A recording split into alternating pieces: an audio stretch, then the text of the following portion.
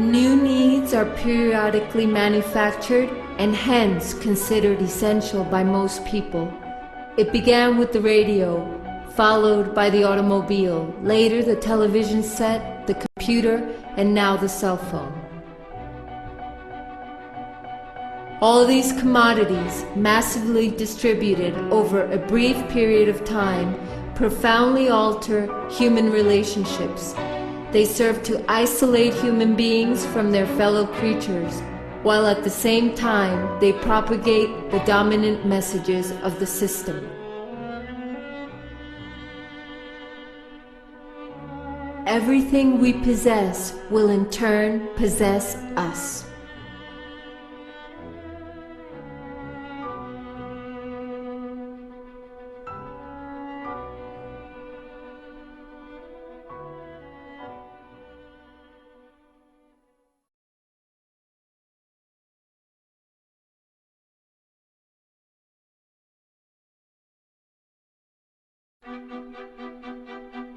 It is in the way in which the modern slave feeds himself that better illustrates his degree of decay.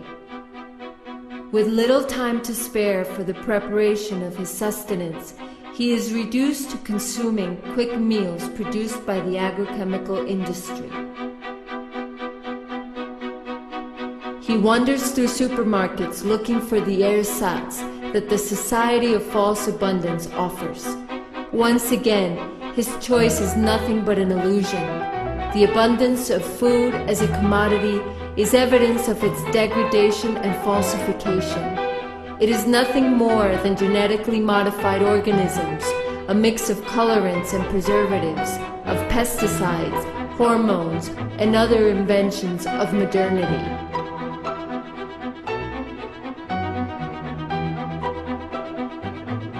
Immediate gratification is the motivation behind how a slave chooses to feed himself.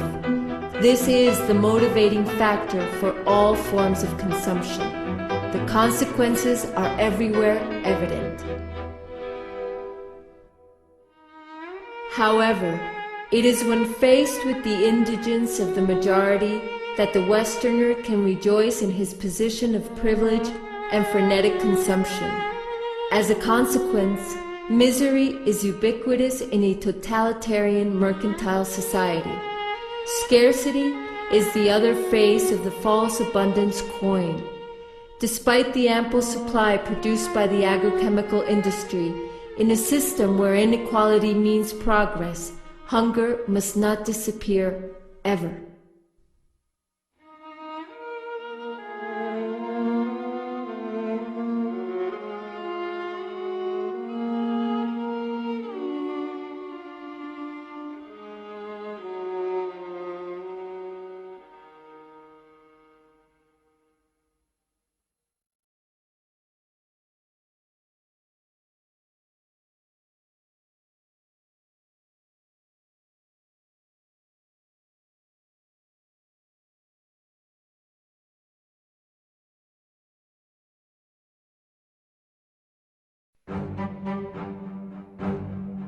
The other consequence of the alleged food abundance is the multiplication of concentration factories and the massive and barbarous extermination of species for the sustenance of the enslaved.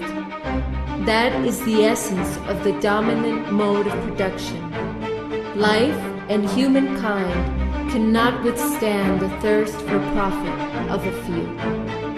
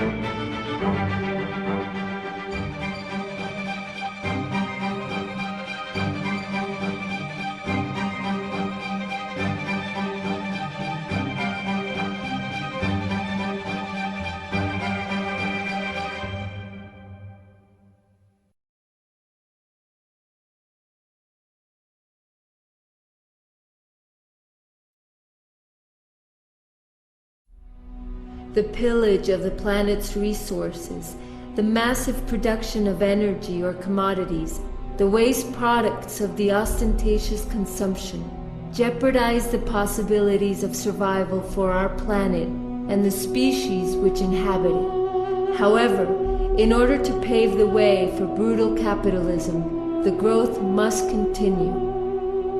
Produce, produce, and keep producing.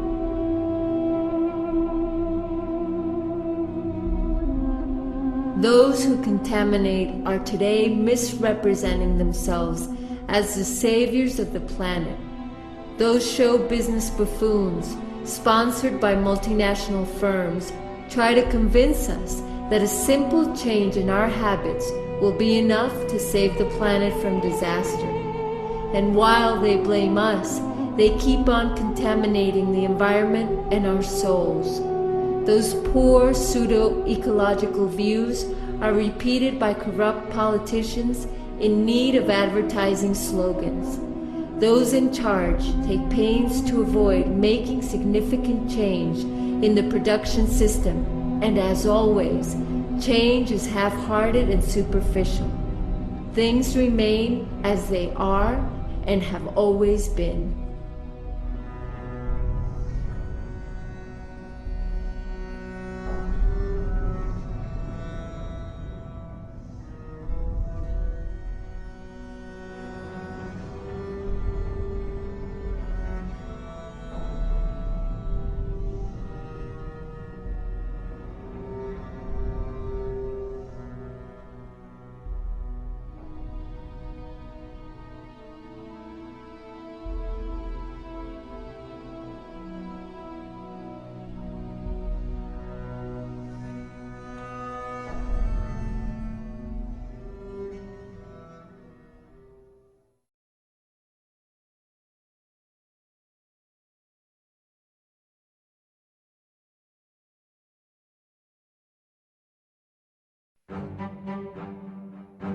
In order to participate in the round of frenetic consumption, one must have means and one must, therefore, work.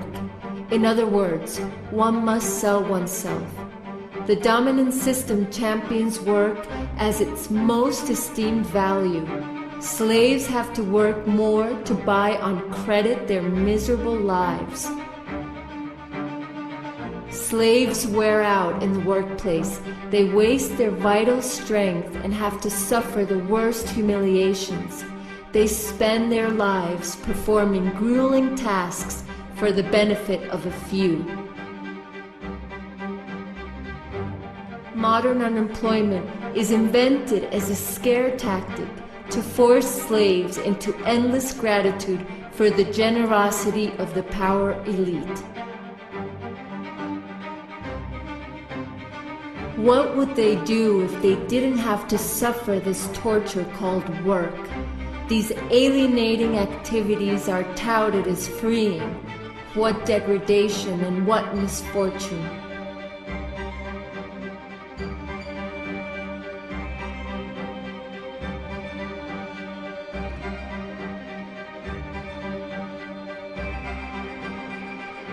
Always pressured on by the time clock or the whip, every movement of the slave is designed to increase productivity. The scientific organization of labor is at the heart of the worker's divestment from himself, the fruit of his labor and his time, which is misspent in the automated production of commodities or services. The worker's labor is mistaken for that of the machine in the factories or the computer in the office.